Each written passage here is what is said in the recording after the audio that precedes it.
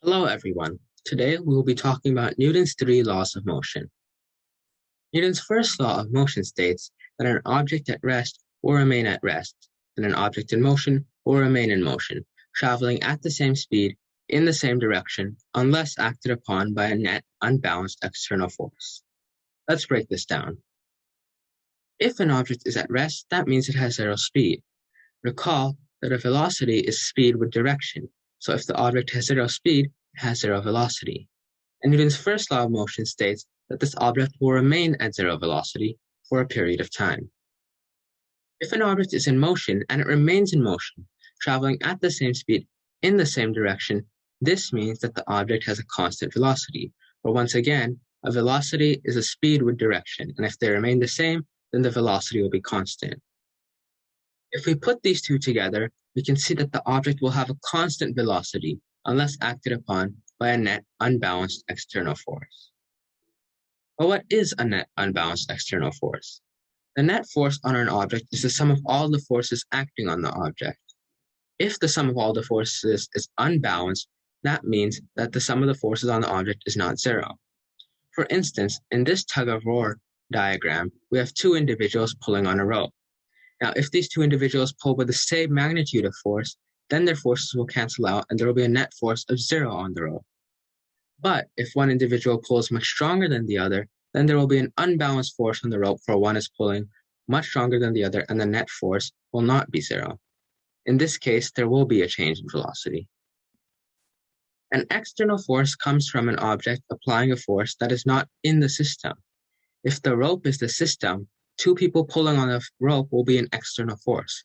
However, particles attracting to one another inside the rope will not be an external force.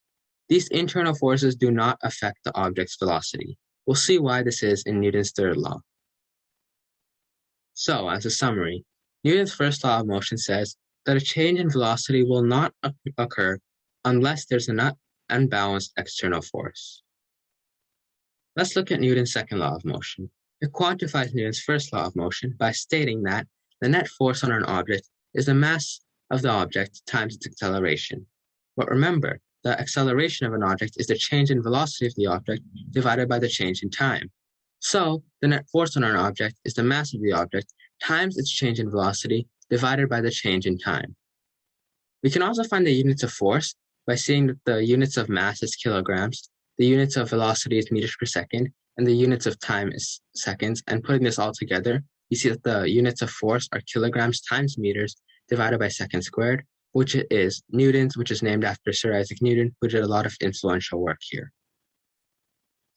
Furthermore, we can rearrange this equation to find the change in velocity of an object to be the net force acted upon the object times the amount of time the force was acted on the object divided by the mass of the object. So, the change in velocity on an object, which has an external force acting on it, depends on the magnitude of the force applied, the amount of time for which the force is applied, and the mass of which the force is applied. Let's do a few practice problems.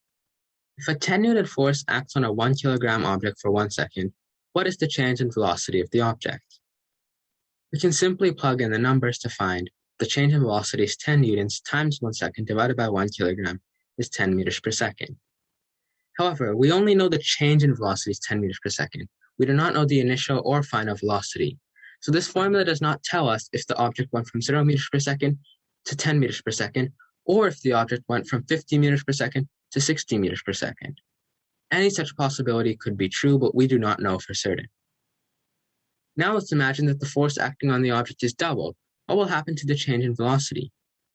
Well, we could plug in the numbers and we could see that 20 newtons times 1 second divided by 1 kilogram is 20 meters per second. Or we can see proportions in this equation. Notice that the change in velocity is directly proportional to the net force since they're both in the numerator. Therefore, doubling the net force should double the change in velocity. If only the time is doubled, what happens to the change in velocity? Again, we can see that since time is in the numerator and velocity is in the numerator, they should be directly proportional to each other. Doubling the time thus doubles the change in velocity. If the mass is doubled, we can see that the change in velocity is in the numerator, but mass is in the denominator, and so they must be inversely proportional. Therefore, If only the mass is double, the change in velocity will actually be half, thereby reaching 5 meters per second. And if both the force and the mass are doubled, since force is directly proportional to change in velocity and mass is inversely proportional to change in velocity, both of them doubling will cancel out and the change in velocity will be 10 meters per second. Finally, we will move on to Newton's third law of motion. Newton's third law of motion states that when body A comes into contact with body B, both bodies apply the same magnitude of force on each other. However, they apply forces to each other in opposite directions. For instance, let's say a monster truck is driving down the highway and a small mosquito rams into its windshield. In that case, the force the monster truck applies onto the mosquito is the same that the force the mosquito applies onto the monster truck. The only difference is the direction. Similarly, if a small car crashes into a big car, both cars apply the same amount of force on each other. If two ice skaters push off one another, both ice skaters apply the same amount of force to each other.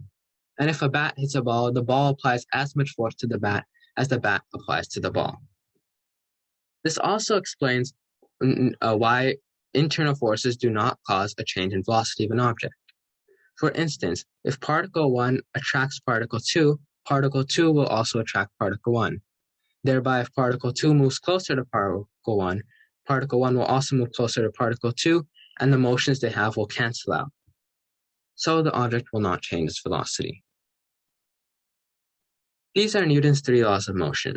Thanks for watching.